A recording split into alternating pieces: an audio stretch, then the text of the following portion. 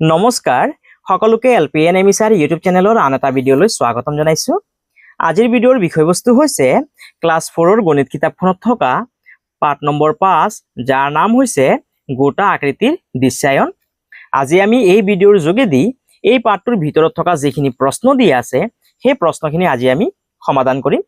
সেইবাবে ইয়াত কি লিখা আছে, ৰক্তিমৰ ঘৰৰ ওচৰৰ খেলপথাৰ। দেউতাকে ৰক্তিমক ড্ৰোন কেমেৰাৰে নিজৰ ঘৰৰ ওচৰত থকা খেলপথাৰখন দেখুৱালে। খেলপথাৰখন তলত দিয়া ধৰণে দেখিলে। চিত্ৰখন চাই প্ৰশ্নসমূহৰ সঠিক বিকল্পত শুদ্ধ চিন দিয়া। ইয়াত চিত্ৰখন দিয়া আছে। ইয়াত আছে দোকানৰ চিত্ৰ। ইয়াত দুটা গছ আছে। ইয়াত খেলপথাৰখনৰ মাজত এখন গাড়ী আছে। ইয়াত জিৰণি চৰা আছে। ইয়াত জপনা ক, জপনা খ, জপনা গ। জপনা মানে হৈছে গেট। ইয়াত ক নম্বৰ গেটখন আছে, ইয়াত খ নম্বৰ গেটখন আছে আৰু ইয়াত গ নম্বৰ গেটখন আছে। এতিয়া 1 নম্বৰ প্ৰশ্নটো কি কৈছে চোৱা, দোকানখনৰ পৰা, এইখন হৈছে দোকান, দোকানখনৰ পৰা আটাইতকৈ দূৰত থকা জপনা কোনখন? দোকানখনৰ পৰা আটাইতকৈ দূৰত থকা জপনা হ'বগৈ খ নম্বৰ জপনা। ক নম্বৰখন ওচৰত হ'ব, গ নম্বৰখন ওচৰত হ'ব আৰু খ নম্বৰখন আটাইতকৈ দূৰত হ'ব। সেইবাবে তোমালোকে ইয়াত খ নম্বৰটোত শুদ্ধ চিন দিবা। ইয়াৰ পাছত 2 নম্বৰ প্ৰশ্ন, ক জপনাৰে সোমালে জিৰণি কোঠাটো কোনফালে থাকিব? যেতিয়া আমি ক নম্বৰ জপনাৰে ভিতৰত সোমাই আহিম তেতিয়া জিৰণি কোঠাটো কোনফালে থাকিব? সোঁফালে থাকিব, হয়নে? ক জপনাৰে সোমালে জিৰণি কোঠাটো কোনফালে থাকিব? সোঁফালে, বাওঁফালে। ইয়াৰ শুদ্ধ উত্তৰটো হ'বগৈ সোঁফালে। সেইবাবে তোমালোকে সোঁফালৰ তলত শুদ্ধ চিন দিবা। ইয়াৰ পাছত প্ৰশ্ন, ৰক্তিমে খেলপথাৰৰ পৰা জপনা এখনেৰে ওলাই যদি বাওঁফালে গছ এজোপা দেখে তেন্তে তেওঁ ওলাই যোৱা জপনাখন হ'ব ক গ। যেতিয়া ৰক্তিমে খেলপথাৰৰ পৰা ক নম্বৰ জপনাৰে ওলাই যাব, ওলাই যোৱাৰ পাছত যেতিয়া তেওঁ বাঁ দিশত যাব তেতিয়া তেওঁ কিন্তু ইয়াত কি নাপায়? গছ নাপায়। যেহেতু ইয়াত কি কৈছে চোৱা, কৈছে গছ এজোপা দেখা পাব, হয়নে? যেতিয়া ৰক্তিমে গ নম্বৰ জপনাৰে ওলাই আহিব আৰু ওলাই আহি যেতিয়া তেওঁ বাঁ দিশত যাব তেতিয়া তেওঁ ইয়াত এটা কি দেখা পাব? গছ দেখা পাব, হয়নে? অৰ্থাৎ ইয়াৰ যোনটো শুদ্ধ উত্তৰ সেইটো হ'ব গ। ৰক্তিমে খেলপথাৰৰ পৰা জপনা এখনেৰে ওলাই যদি বাওঁফালে গছ এজোপা দেখে, ৰক্তিমে যেতিয়া গ নম্বৰ জপনাৰে ওলাই আহিব আৰু বাঁ দিশত যেতিয়া আহিব তেতিয়া তেওঁ এজোপা গছ দেখিবলৈ পাব। তেন্তে তেওঁ ওলাই যোৱা জপনাখন হ'ব ক হ'বনে গ হ'বগৈ? ইয়াৰ শুদ্ধ উত্তৰটো হ'বগৈ গ। সেইবাবে তোমালোকে গৰ তলত শুদ্ধ চিন দিবা। ইয়াৰ পাছত প্ৰশ্ন, ৰক্তিমৰ দেউতাকৰ গাড়ীখন খেলপথাৰৰ পৰা খ জপনাৰে উলিয়ালে। ৰক্তিমৰ দেউতাৰ গাড়ীখন যদি খ নম্বৰ জপনাৰে যদি ওলাই যায়, জপনাৰে উলিয়ালে জিৰণি কোঠা কোনফালে থাকিব? জিৰণি কোঠাটো কোনফালে থাকিব? সোঁফালে থাকিব, হয়নে? সেইবাবে তোমালোকে ইয়াত সোঁফালৰ তলত শুদ্ধ চিন দিবা। ইয়াৰ পাছত কলা শিক্ষাৰ পিৰিয়ড। কলা শিক্ষাৰ পিৰিয়ডত কুৰ্মী ছাৰে শিক্ষাৰ্থীসকলক শ্ৰেণী কোঠাত থকা মেজখনৰ ছবি আঁকিবলৈ দিলে। তেওঁলোকে কেনেদৰে আঁকিলে চাওঁ আহা। ৰক্তিমে অঁকা ছবি, ৰেহেনাই অঁকা ছবি, নিগমে অঁকা ছবি। ৰক্তিম আৰু ৰেহেনাই একেখন মেজৰ ছবি আঁকিছে, কিন্তু ছবিবোৰ দেখিবলৈ বেলেগ বেলেগ হ'ল কিয়? আলোচনা কৰা। তেওঁলোকৰ ছবিবোৰ শুদ্ধ হৈছে বুলি তোমালোকে ভাবানে? আলোচনা কৰা। তেওঁলোকে যিবোৰ ছবি অংকন কৰিছে চবৰে কিন্তু কি হৈছে? ছবিবোৰ শুদ্ধ হৈছে। মেজখন কিয় বেলেগ বেলেগ দেখা গৈছে? আলোচনা কৰা। একেখন মেজ কিন্তু ইয়াৰ ছবিবোৰ কিন্তু দেখিবলৈ বেলেগ বেলেগ হৈছে। কি কাৰণে বেলেগ বেলেগ হৈছে? যেতিয়া আমি কোনোবা এটা বস্তুক বেলেগ বেলেগ দিশৰ পৰা চাম তেতিয়া একে দেখা বস্তুটো বেলেগ বেলেগ দিশৰ পৰা চালে আমি কিন্তু বেলেগ বেলেগ দেখা পাম। সেই কথাটোকে ইয়াত কৈছে। জানো আহা। সাধাৰণতে কোনো এটা বস্তু বেলেগ বেলেগ দিশৰ পৰা চালে বেলেগ বেলেগ দেখা যায়। আগৰ পৃষ্ঠাৰ ছবিত ৰক্তিমে মেজখনৰ সন্মুখ ভাগ আঁকিছে। ৰক্তিমে ইয়াত যিখন ছবি আঁকিছে সেইখন মেজখনৰ আগৰ চাইডটো আঁকিছে, অৰ্থাৎ সন্মুখ ভাগটো আঁকিছে। ৰেহেনাই মেজখনৰ কাষৰ ভাগ আঁকিছে। ৰেহেনাই যিখন ছবি আঁকিছে সেইখন এটা চাইডৰ পৰা আঁকিছে, অৰ্থাৎ কাষৰ পৰা আঁকিছে। নিগমে মেজখনৰ ওপৰ ভাগ আঁকিছে। নিগমে যিখন ছবি আঁকিছে সেইখন মেজখনৰ ওপৰৰ পৰা আঁকিছে, অৰ্থাৎ ওপৰ ভাগ আঁকিছে। তোমালোকে শ্ৰেণীকোঠাত থকা চকীখন বেলেগ বেলেগ দিশৰ পৰা চালে কেনেকুৱা দেখিবা? বহীত আঁকি চোৱা। ইয়াৰ পাছত তলৰ ছবিবোৰলৈ চোৱাচোন। ইয়াত এখন ঘৰৰ ছবি আছে। ঘৰখনক যেতিয়া আমি সন্মুখৰ পৰা চাম তেতিয়া আমি এনেকুৱা দেখা পাম। যেতিয়া আমি কাষৰ পৰা চাম তেতিয়া আমি এনেকুৱা ধৰণে দেখা পাম। যেতিয়া আমি ওপৰৰ পৰা চাম তেতিয়া আমি এনেকুৱা ধৰণে দেখা পাম। ইয়াত এখন ইটাৰ ছবি আছে। সন্মুখৰ পৰা চালে আমি এনেকুৱা দেখা পাম, কাষৰ পৰা চালে আমি এনেকুৱা ধৰণে দেখা পাম, আৰু ওপৰৰ পৰা চালে আমি এনেকুৱা দেখা পাম। দিয়াচলাই বাকচ সন্মুখৰ পৰা চালে আমি এনেকুৱা দেখা পাম, কাষৰ পৰা চালে আমি এনেকুৱা দেখা পাম, আৰু ওপৰৰ পৰা চালে আমি এনেকুৱা ধৰণে দেখা পাম। ইয়াৰ পাছত ক অংশৰ লগত খ অংশ আঁচটানি মিলাও আহা। ক অংশ খ অংশ সন্মুখৰ পৰা এইখন হ'বগৈ। যেতিয়া আমি চকীখনক সন্মুখৰ পৰা চাম তেতিয়া আমি এনেকুৱা দেখা পাম, সেইবাবে তোমালোকে এইটোৰ লগত এইটো মিলাবা। কাষৰ পৰা যেতিয়া আমি চকীখন কাষৰ পৰা চাম তেতিয়া আমি এনেকুৱা দেখা পাম, সেইবাবে তোমালোকে এইটোৰ লগত এইটো মিলাবা। আৰু যেতিয়া আমি চকীখনক ওপৰৰ পৰা চাম তেতিয়া আমি এনেকুৱা দেখা পাম, সেইবাবে তোমালোকে ওপৰৰ পৰা লগত এইটো মিলাই দিবা। ইয়াৰ পৰা চাই তোমালোকে এইখিনি আঁচটানি মিলাবা। ইয়াৰ পাছত তলৰ ছবিবোৰলৈ মন কৰা, ছবিবোৰ কোন দিশৰ পৰা দেখা পাইছা তলৰ খালী বাকচত লিখা। ইয়াত এটা বেটাৰী ছবি আছে, এই বেটাৰীটোক যেতিয়া আমি সন্মুখৰ পৰা চাম তেতিয়া আমি বেটাৰীটোক এনেকুৱা দেখা পাম, সেইবাবে তোমালোকে ইয়াত লিখিবা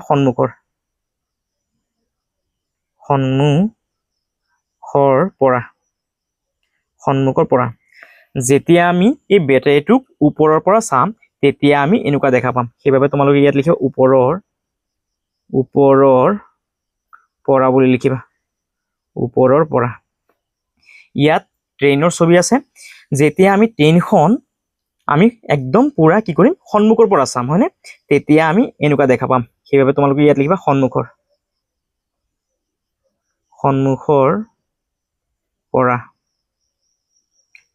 পৰা। যেতিয়া আমি কাষৰ পৰা ট্ৰেইনখন চাম তেতিয়া আমি ট্ৰেইনখনক এনেকুৱা দেখা পাম, সেইবাবে তোমালোকে ইয়াত লিখিবা কাষৰ পৰা।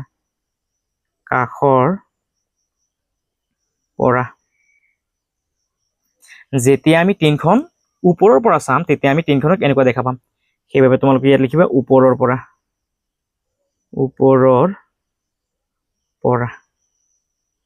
ইয়াৰ পৰা চাইছে তোমালোকে এইখিনি লিখিবা ধুনীয়াকৈ। ইয়াৰ পাছত তলৰ চিত্ৰত বাওঁফালে কিছুমান গোটা বস্তু আৰু সোঁফালে তাক বিভিন্ন দিশৰ পৰা চালে কেনে দেখি অঁকা আছে। বাওঁফালৰ বস্তুবোৰ কোন দিশৰ পৰা চাইছে খালী ঠাইত লিখা। ইয়াত ছবিখন দিয়া আছে, এই ছবিখন আমি কেতিয়া দেখা পাম, যেতিয়া আমি সন্মুখৰ পৰা চাম। ইয়াত তোমালোকে লিখিবা সন্মুখৰ পৰা। এই চিত্ৰখন আমি কেতিয়া দেখা পাম, যেতিয়া আমি ওপৰৰ পৰা চাম। ইয়াত লিখিবা ওপৰৰ পৰা। আৰু এয়া আমি কেতিয়া দেখা পাম, যেতিয়া আমি এই চাইডৰ পৰা চাম, অৰ্থাৎ কাষৰ পৰা চাম, সেইবাবে তোমালোকে ইয়াত লিখিবা কাষৰ পৰা।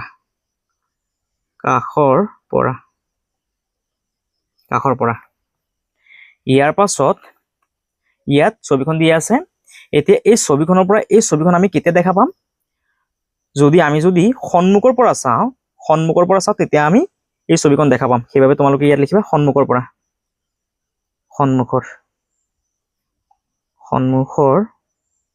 পৰা। এই ছবিখন আমি কেতিয়া দেখা পাম, যেতিয়া আমি ওপৰৰ পৰা চাম, হয়নে, ওপৰৰ পৰা যেতিয়া চাম আমি তেতিয়া আমি তলত থকা হালধীয়া যোনটো আমাৰ চিত্ৰ আছে সেইটো আমি দেখা নাপাওঁ, হয়নে, অৰ্থাৎ যেতিয়া আমি ওপৰৰ পৰা চাম তেতিয়া আমি এই ছবিখন দেখিবলৈ পাম, সেইবাবে তোমালোকে ইয়াত লিখিবা ওপৰৰ পৰা। আৰু এই ছবিখন আমি কেতিয়া দেখা পাম, যেতিয়া আমি এই কাষৰ পৰা চাম, এটা চাইডৰ পৰা চাম, সেইবাবে তোমালোকে ইয়াত লিখিবা কাষৰ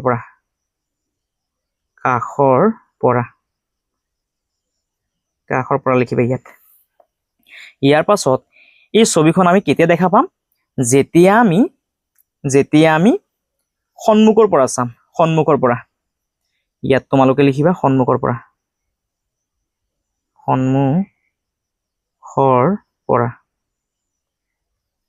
এই চিত্ৰখন আমি কেতিয়া দেখা পাম, যেতিয়া আমি এই চাইডৰ পৰা চাম, হয়নে, অৰ্থাৎ যেতিয়া আমি কাষৰ পৰা চাম,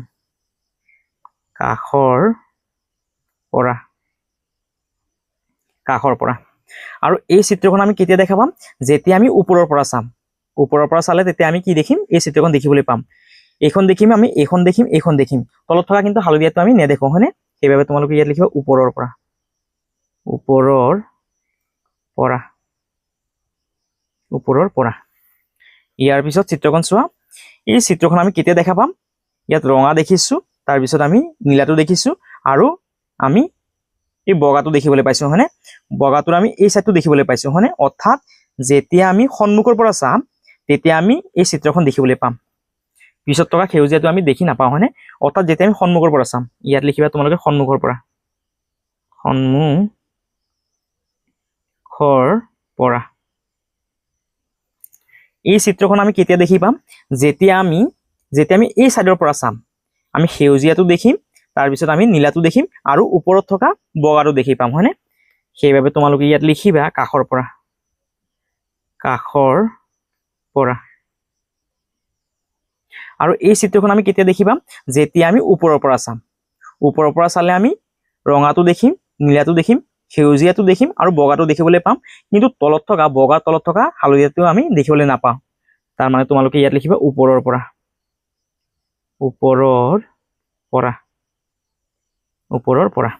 ইয়াৰ পৰা চাইছে তোমালোকে এইখিনি ধুনীয়াকৈ লিখিবা ইয়াৰ পাছত বাকচৰ খেল পৰাণ ছাৰে আজি শ্ৰেণীকোঠালৈ এটা বাকচ লৈ আহিছে তেওঁ বাকচটো শিক্ষাৰ্থীসকলক দেখুৱাই ক'লে যে বাকচটোৰ বিপৰীত তল বাকচটোৰ যোনটো বিপৰীত তল আছে বিপৰীত তল বা পিঠিত থকা সংখ্যা দুটাৰ যোগফল 7 বাকচটো নেদেখা তল বা পিঠিত থকা সংখ্যাকেইটা বিচাৰো আহা 2 লিখা পিঠিৰ বিপৰীত পিঠিত কি সংখ্যা আছে যেহেতু দুটা যোগ কৰিলে কিমান হ'বগৈ 7 হ'বগৈ 2 লগত আমি কিমান যোগ কৰিলে 7 হ'ব 5 হয়নে অৰ্থাৎ 2 লিখা পিঠিৰ বিপৰীত পিঠিত কিমান হ'বগৈ 5 হ'বগৈ ইয়াৰ পাছত 6 লিখা পিঠিৰ বিপৰীত পিঠিত কি সংখ্যা আছে যেহেতু দুটা সংখ্যাৰ যোগফল কিমান 7 দুটা সংখ্যা যোগ কৰিলে 7 হ'ব লাগিব যেহেতু ইয়াত 6 আছে সেইভাবে আমি ইয়াত কি লিখিম 1 লিখিম 6 আৰু 1 যোগ কৰিলে কিমান 7 হ'বগৈ অৰ্থাৎ 6 লিখা পিঠিৰ বিপৰীত পিঠি হ'বগৈ 1 কাখৰ চিত্ৰত দেখুৱাৰ দৰে 2 লিখি থকা পিঠিখন পৰাণ ছাৰে এবাৰ ঘূৰাই দিলে কি সংখ্যা থকা পিঠিখন পাব কাখৰ চিত্ৰত দেখুৱাৰ দৰে 2 লিখা থকা পিঠিখন পৰাণ ছাৰে এবাৰ ঘূৰাই দিলে কি সংখ্যা থকা পিঠিখন পাব 5 পাবগৈ 5 ইয়াত 5 লিখিবা ওপৰৰ বাকচটো খুলি দিলে কোনখন জালি পাম ইয়াৰ পৰা আমি কোনখন পাম 2 লগত 5টো কি কৰা যোগ কৰা 2 আৰু 5 কিমান হ'ব 7 হ'বগৈ 2 ৰ বিপৰীত হ'বগৈ 5 6 ৰ বিপৰীত হ'বগৈ 3 6 আৰু 3 যোগ কৰিলে 9 হৈ যায় তাৰ মানে এইটো নহ'বগৈ 6 আৰু 2 যোগ কৰিলে 8 হ'ব এইটো নহ'বগৈ 5 2 7 5 ৰ বিপৰীত হ'বগৈ 2 5 2 7 4 ৰ বিপৰীত হ'বগৈ 3 4 3 7 6 ৰ বিপৰীত হ'বগৈ 1 6 1 7 অৰ্থাৎ গ নম্বৰটো শুদ্ধ হ'বগৈ ইয়াত 6 2 8 এইটো নহ'বগৈ অৰ্থাৎ ইয়াৰ যোনটো জালি সেইটো হ'বগৈ গ নম্বৰ সেইভাবে তোমালোকে ইয়াত শুদ্ধ চিন দিবা গ নম্বৰটোত ইয়াৰ পাছত সজাও আহা জয়া আৰু মিনালে তেওঁলোকৰ চৰাঘৰত থকা ৰেকখনত পুতলা ফুলদানি শৰাই আদি থবলৈ ললে জয়াই মিনালক ক'লে যে ৰেকখনত পথালিকৈ থকা খলপসমূহে একোটা শাৰী আৰু থিয়কৈ থকা খলপসমূহ একোটা স্তম্ভ বুজায়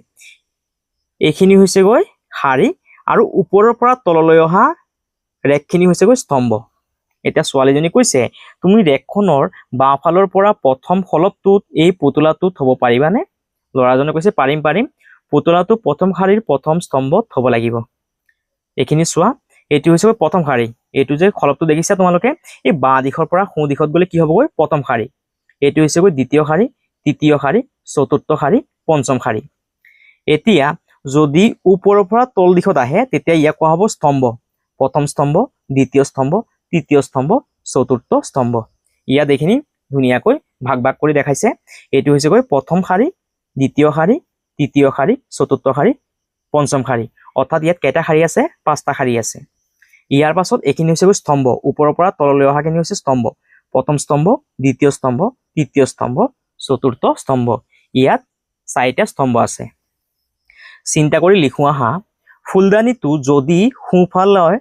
ফুলদানিটো যদি সোঁফালে ওপৰৰ শেষৰ খলপটোত থোৱা হয় তেন্তে ই ডেছ শাৰী ডেছ স্তম্ভত থাকিব এতিয়া সব ফুলদানিটো ক'ত আছে ফুলদানিটো আছে প্ৰথম শাৰীত হয়নে এই ফুলদানিটো আছে প্ৰথম শাৰীত সেইভাবে আমি ইয়াত লিখিম প্ৰথম তোমালোকে ইয়াত লিখিব প্ৰথম শাৰীত আৰু কোনটো স্তম্ভত আছে চতুৰ্থ স্তম্ভত হয়নে ফুলদানিটো ক'ত আছে চতুৰ্থ স্তম্ভত আছে সেইভাবে তোমালোকে ইয়াত লিখিবা চতুৰ্থ স্তম্ভত থাকিব শৰাইখন যদি বাওঁফালে তলৰ চুকটোত থোৱা হয় তেন্তে ই এতিয়া চোৱা এই শৰাইখন কোনটো শাৰীত আছে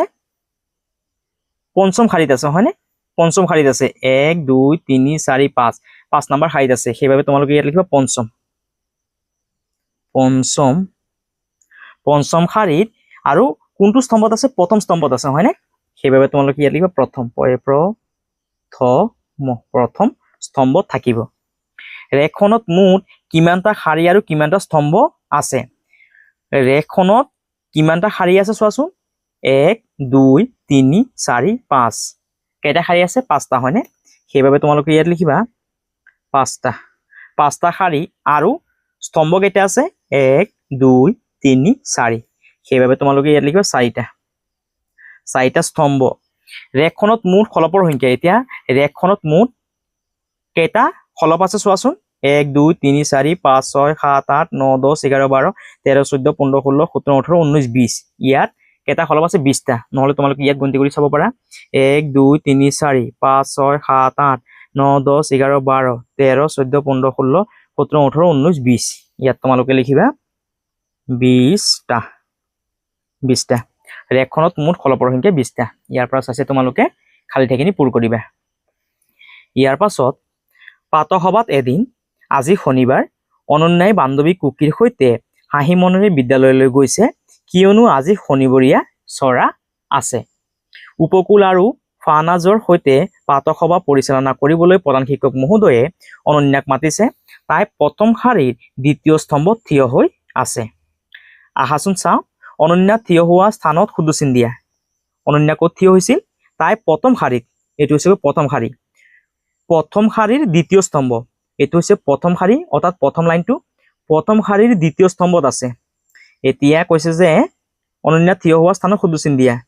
এতিয়া ইজন হ'ব পাৰে নহলে ইজনী হ'ব পাৰে ইজনী নহলে ইজনী হ'ব পাৰে কোনজনী হয় আমি নাজানো এতিয়া যদি কুকি অনন্যাৰ ঠিক পিছফালে থিয় হৈ থাকে তেন্তে তেওঁৰ স্থান কি অৰ্থাৎ এই আগত থকা ছোৱালীজনী হ'বগৈ অনন্যা সেইবাবে তোমালোকে ইয়াত শুধুচিন দিবা তাই প্ৰথম শাৰীৰ দ্বিতীয় স্তম্ভত থিয় হৈছে তাই প্ৰথম শাৰীত দ্বিতীয় স্তম্ভত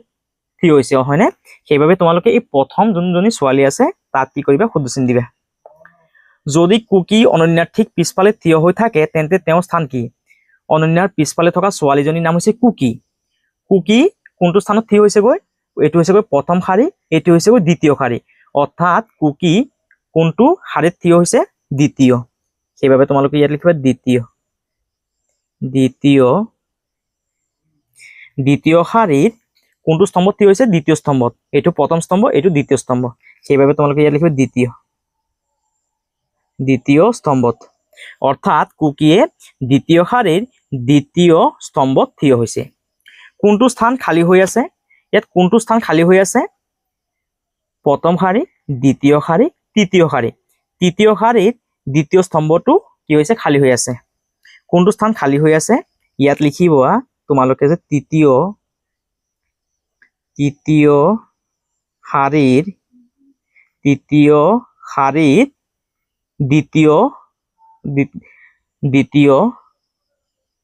দ্বিতীয় স্তম্ভ তৃতীয় শাৰীৰ দ্বিতীয় স্তম্ভটো খালী হৈ আছে তৃতীয় শাৰীৰ দ্বিতীয় স্তম্ভ ইয়াৰ পাছত ঘ নম্বৰ ঐক্যসাজ নিপিন্ধা ছাত্ৰজন বিচাৰি উলিওৱা আৰু তেওঁৰ স্থান নিৰ্ধাৰণ কৰা এতিয়া চোৱা ইয়াত থকা ষ্টুডেণ্টজনে ঐক্যসাজ অৰ্থাৎ ইউনিফৰ্ম পিন্ধি অহা নাই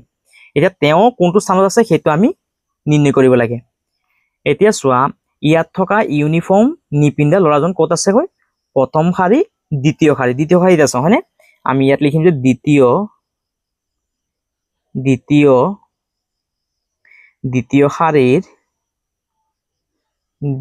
শাৰীৰ কোনটো স্তম্ভত আছে 1 নম্বৰ স্তম্ভ 2 নম্বৰ 3 নম্বৰ 4 নম্বৰ 5 নম্বৰ স্তম্ভত আছে হয়নে দ্বিতীয় শাৰীৰ ইয়াত লিখিবা পঞ্চম স্তম্ভত লিখিবা 6টা স্তম্ভ 10 স্তম্ভত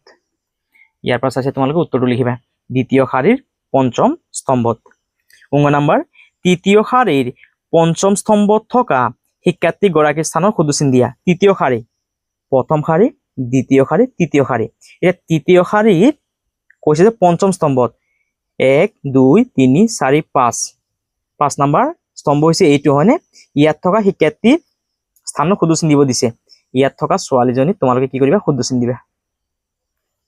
এইটো হৈ গ'ল আমাৰ উত্তৰখিনি তোমালোকে ইয়াৰ পাছত আছে ধুনীয়াকৈ লিখিবা ইয়াৰ পাছত ক্ৰিয়াকলাপ অভিভাৱক সন্মিলনীৰ বাবে প্ৰধান শিক্ষকে কোঠালী এটাত শিক্ষাৰ্থীসকলক চকীবোৰ সজাবলৈ ক'লে তেওঁলোকে চকীবোৰ তলত দিয়া ধৰণে সজালে এতিয়া চিন্তা কৰি লিখো আহা প্ৰতিটো শাৰীত কেইখন চকী আছে প্ৰতিটো শাৰীত কেইখন চকী আছে প্ৰতিটো শাৰীত চকী আছে 1 2 3 4 5 6 ছখন চকী আছে প্ৰতিটো শাৰীত কেইখন চকী আছে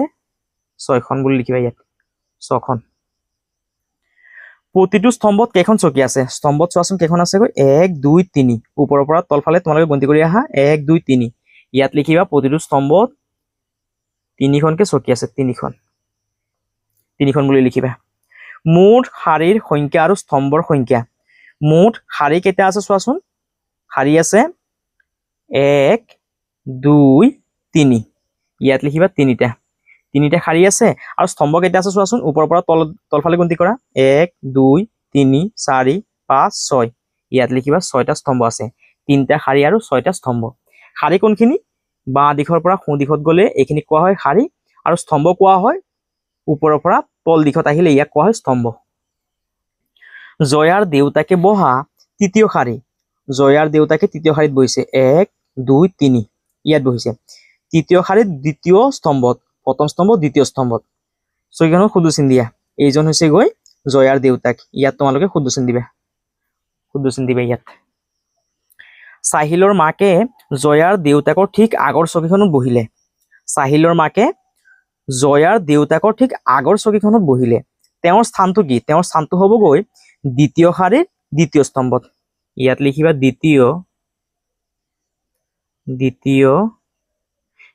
শাৰীৰ ইয়াত লিখিবা দ্বিতীয় স্তম্ভ সাহিলৰ মাকে ক'ত বহিছে দ্বিতীয় শাৰীৰ দ্বিতীয় স্তম্ভত বহিছে জয়াৰ দেউতাকৰ বাঁ হাতে খালী হৈ থকা চকীখন কিমান নম্বৰ শাৰীত আছে 1 2 3 তৃতীয় শাৰীত আছে সেইবাবে তোমালোকে ইয়াত লিখিবা তৃতীয় শাৰীত আৰু স্তম্ভ কোনটো প্ৰথম স্তম্ভ হয়নে ইয়াত লিখিবা প্ৰথম স্তম্ভত আছে ইয়াৰ পাছত আছে তোমালোকে ধুনীয়াকৈ খালী ঠাইখিনি পূৰ কৰিবা ইয়াৰ পাছত শিক্ষামূলক ভ্ৰমণৰ আয়োজন ৰংপিহঁতৰ বিদ্যালয়ৰ 4ৰ্থ শ্ৰেণীৰ শিক্ষাৰ্থীসকলে শিক্ষামূলক ভ্ৰমণৰ উদ্দেশ্যে শিক্ষকৰ সৈতে গুৱাহাটীৰ অসম ৰাজ্যিক চিৰিয়াখানা আৰু উদ্ভিদ উদ্যানলৈ যোৱাৰ আয়োজন কৰিছে ভ্ৰমণৰ বাবে প্ৰয়োজনীয় সামগ্ৰী কিনাৰ উদ্দেশ্যে ৰংপি আৰু কেইগৰাকীমান শিক্ষাৰ্থীয়ে ৰফিকুল ছাৰ আৰু অঞ্জনা বাইদেউৰ সৈতে ওচৰৰে বজাৰখনলৈ গ'ল ইয়াত চোৱা ইয়াত ছবিখন দিয়া আছে এইখন হৈছে গৈ ৰাস্তা মুখ্য প্ৰৱেশদ্বাৰ এইখিনি দি সোমাব লাগে অৰ্থাৎ মেইন গেটখন ইয়াত চোৱা লিখা আছে পূজাৰ সামগ্ৰীৰ দোকান ফল-মূলৰ দোকান কিতাপৰ দোকান চাহৰ দোকান ফাৰ্মাচী গেলামালৰ দোকান মিঠাইৰ দোকান শাক-পাচলিৰ বজাৰ দৰ্জিৰ দোকান কাপোৰৰ দোকান কাৰ্যালয় গাখীৰৰ দোকান ATM দুচকীয়া বাহন ৰখা ঠাই চাৰিচকীয়া বাহন ৰখা ঠাই এই সাইডটো হৈছে গৈ পূব চোৱা এই সাইডটো হৈছে গৈ পূব এই সাইডটো হৈছে গৈ পশ্চিম আগৰ দিশত উত্তৰ আৰু এইফালে পিছফালে হৈছে গৈ দক্ষিণ এতিয়া চোৱা ওপৰৰ নক্সাখনলৈ লক্ষ্য কৰি তেওঁলোকে বজাৰখনৰ কোন পথেৰে গৈ প্ৰয়োজনীয় সামগ্ৰী ক্ৰয় কৰিলে কোৱা এইখিনি ক'বলৈ দিছে ৰংপিহঁতে বজাৰৰ মুখ্য প্ৰৱেশদ্বাৰেদি সোমাই কোন দিশেৰে গ'লে ফল-মূলৰ দোকান পাব যদি ৰংপিহঁতে মুখ্য প্ৰৱেশদ্বাৰেৰে যদি সোমাই যদি কোন দিশত গ'লে ফল-মূলৰ দোকান পাব এতিয়া চোৱা এইখিনিদি যদি আমি যদি সোমাই যাওঁ তেতিয়াহ'লে আমি ফল-মূলৰ দোকানখন কোনফালে পাম ফল-মূলৰ দোকান ক'ত লিখি আছে চোৱা ইয়াত হয়নে অৰ্থাৎ আমাৰ কোন দিশত থাকিব আমাৰ বাঁ দিশত থাকিব আৰু বাঁ দিশটো কি হৈ গৈ পশ্চিম হয়নে অৰ্থাৎ তেওঁলোকে কোন দিশত যাব লাগিব পশ্চিম দিশত ইয়াত লিখিব লাগিব পশ্চিম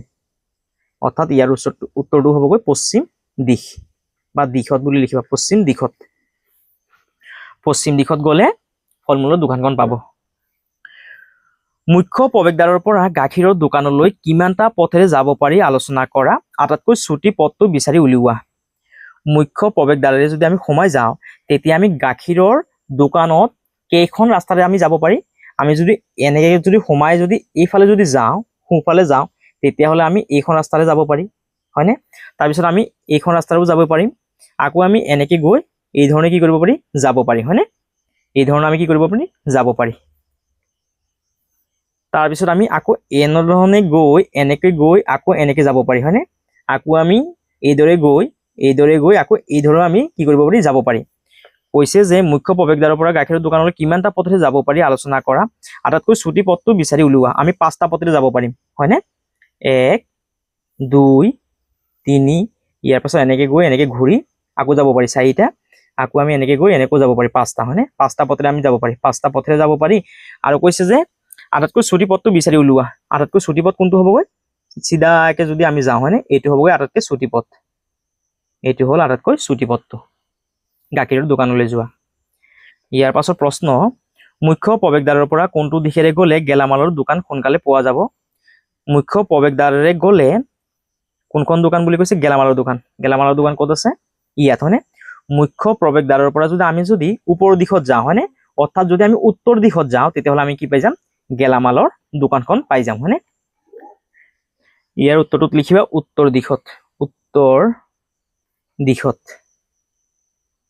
উত্তৰ দিশত গ'লে আমি সোনকালে গেলামালৰ দোকানখন পাই যাম ইয়াৰ পাছত এটিএমৰ পৰা পূজাৰ সামগ্ৰীৰ দোকানলৈ যাব পৰা আটাইতকৈ ছুটি পথটোত কাৰ চিন দিয়া এটিএমৰ পৰা ক'ত যাব এটিএমৰ পৰা পূজাৰ সামগ্ৰীৰ দোকান ইয়াত হয়নে এতিয়া কৈছে আটাইতকৈ ছুটি পথ কোনখন হ'বগৈ এইখন হয়নে ইয়াত তোমালোকে কি কৰিবা এনেধৰণে কাৰ কেইডাল আঁকি দিবা এনেধৰণে তোমালোকে কাৰ কেইডাল আঁকিবা এয়া হ'বগৈ আটাইতকৈ ছুটি পথ মিঠাই দোকানৰ পৰা কাপোৰৰ দোকানলৈ যাব পৰা আটাইতকৈ ছুটি পথটোত হালধীয়া ৰং কৰা মিঠাই দোকানৰ পৰা কাপোৰৰ দোকান মিঠাই দোকান ক'ত আছে মিঠাই দোকান আছে ইয়াত মিঠাই দোকানৰ পৰা কাপোৰৰ দোকান আছে ইয়াত আটাইতকৈ ছুটি পথ কোনখন হ'বগৈ এইখন হয়নে ইয়াত তোমালোকে ইয়াৰ পৰা ইয়ালৈকে হালধীয়া ৰং কৰিবা এই ৰাস্তাখনত তোমালোকে মই কলমেৰে কৈ দিছো তোমালোকে হালধীয়া ৰং কৰিবা এইখিনি তোমালোকে হালধীয়া ৰং কৰিবা ইয়াৰ পাছত শাক-পাচলি বজাৰৰ পৰা কিতাপৰ দোকানখন কোন দিশত শাক-পাচলি বজাৰখন হৈছে ইয়াত হয়নে শাক-পাচলি দোকানখনৰ পৰা কিতাপৰ দোকান ক'ত আছে চোৱাচোন ইয়াত হয়নে শাক-পাচলি দোকানখনৰ কোন দিশত কিতাপৰ দোকানখন আছে পূব দিশত হয়নে শাক-পাচলি বজাৰখনৰ কোন দিশত আছে কিতাপৰ দোকানখন পূব দিশত আছে হয়নে সেইবাবে তোমালোকে ইয়াৰ উত্তৰটোত লিখিবা পূব দিশত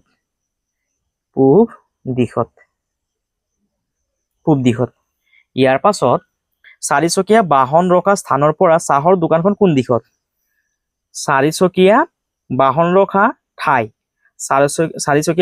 ঠাইৰ পৰা চাহৰ দোকান ক'ত আছে চোৱাচোন চাহৰ দোকান ইয়াত হয়নে চাৰিচকীয়া বাহনৰ পৰা চাহৰ দোকানখন কোন দিশত আছে পশ্চিম দিশত এই দিকটো হ'ব পশ্চিম দিশ সেইবাবে তোমালোকে ইয়াত লিখিবা পশ্চিম দিশ বুলি ইয়াৰ উত্তৰটোত ক'বা যে পশ্চিম দিশত ইয়াৰ পাছত তোমালোকে উত্তৰখিনি লিখিবা বা ক'বলৈ যত্ন কৰিবা ইয়াৰ পাছত প্ৰকল্প 1 তোমালোকৰ বিদ্যালয়ৰ বিভিন্ন স্থান যেনে মুখ্য প্ৰৱেশদ্বাৰ শ্ৰেণীকোঠা কাৰ্যালয় ৰান্ধনীঘৰ পাচলি বাগিচা খেলপথাৰ প্ৰস্ৰাৱগাৰ আদি দেখুৱাই এখন নক্সা প্ৰস্তুত কৰা এইটো তোমালোকে নিজে কৰিবলৈ চেষ্টা কৰিবা ইয়াত যে নক্সাখন যে আছে এই ধৰণে তোমালোকৰ যিখন নক্সা হ'ব সেইখন তোমালোকে নিজে কৰিবলৈ চেষ্টা কৰিবা ইয়াৰ পাছত প্ৰকল্প 2 তিনিটা শাৰী আৰু 5টা স্তম্ভ থকা এখন তালিকা সাজা এতিয়া তালিকাখনৰ প্ৰথম শাৰীৰ প্ৰথম স্তম্ভত তৰা এটা আঁকা অৰ্থাৎ চোৱা কেনেধৰণে কৰিবা প্ৰকল্প 2 উত্তৰ তিনিটা শাৰী এটা শাৰী দুইটা শাৰী তিনিটা শাৰী আৰু 5টা স্তম্ভ আঁকিব দিছে প্ৰথম স্তম্ভ দ্বিতীয় তৃতীয় চতুৰ্থ পঞ্চম 5টা আমি স্তম্ভ আঁকিলো এতিয়া কৈছে প্ৰথম শাৰীৰ প্ৰথম স্তম্ভত এইটো হৈছে প্ৰথম শাৰীৰ আৰু এইটো হৈছে প্ৰথম স্তম্ভ প্ৰথম শাৰীৰ প্ৰথম স্তম্ভত কি আঁকিব দিছে এটা তৰা আঁকিব দিছে সেইবাবে তোমালোকে ইয়াত এটা তৰা আঁকিবা ইয়াৰ পাছত দ্বিতীয় শাৰীৰ তৃতীয় স্তম্ভত এইটো হৈছে দ্বিতীয় শাৰীৰ তৃতীয় স্তম্ভ প্ৰথম স্তম্ভ দ্বিতীয় স্তম্ভ তৃতীয় স্তম্ভ দ্বিতীয় শাৰীৰ তৃতীয় স্তম্ভত ইয়াত বৃত্ত এটা আঁকা ইয়াত এটা তোমালোকে বৃত্ত আঁকিবা ইয়াৰ পাছত তৃতীয় শাৰীৰ তৃতীয় স্তম্ভত ত্ৰিভুজ এটা আঁকা এইটো হৈছে তৃতীয় শাৰীৰ তৃতীয় স্তম্ভ প্ৰথম স্তম্ভ দ্বিতীয় তৃতীয় স্তম্ভত কি আঁকিব দিছে আমাক তৃতীয় শাৰীৰ তৃতীয় স্তম্ভত ত্ৰিভুজ এটা আঁকা ইয়াত তোমালোকে ত্ৰিভুজ এখন অংকন কৰিবা ইয়াৰ পাছত তৃতীয় শাৰীৰ পঞ্চম স্তম্ভত প্ৰথম শাৰী দ্বিতীয় শাৰী তৃতীয় শাৰী তৃতীয় শাৰীৰ পঞ্চম স্তম্ভত প্ৰথম দ্বিতীয় তৃতীয় চতুৰ্থ পঞ্চম স্তম্ভত আয়ত এটা আঁকা ইয়াত এখন তোমালোকে আয়ত অংকন কৰিবা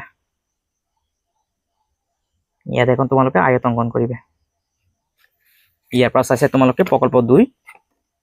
উত্তৰটো লিখিবা আৰু এইখিনি আছিল আমাৰ পাঠ 5ৰ উত্তৰ তোমালোকে ইয়াৰ পৰা চাইছে ধুনীয়াকৈ লিখিবা আৰু অনাগত দিনবোৰতো তোমালোকে এনেকুৱা ধৰণৰ ধুনীয়া ধুনীয়া ভিডিঅ' কিটা পাই থকাৰ বাবে তোমালোকে আমাৰ চেনেলটো সাবস্ক্ৰাইব কৰিবা ভিডিঅ'টো শ্বেয়াৰ কৰিবা আৰু কমেন্ট কৰিবলৈ নাপাহৰিবা ইয়াৰ পাছত আমি নেক্সট ভিডিঅ'ত আমাৰ যি পাৰ্ট 6 দিয়া আছে যাৰ নাম বিয়োগ তাত থকা যিখিনি প্ৰশ্ন দিয়া আছে সেই প্ৰশ্নখিনি আমি নেক্সট ভিডিঅ'ত সমাধান কৰিবলৈ চেষ্টা কৰিম আজিৰ বাবে ইমানতে থাকক সকলোলৈ অশেষ ধন্যবাদ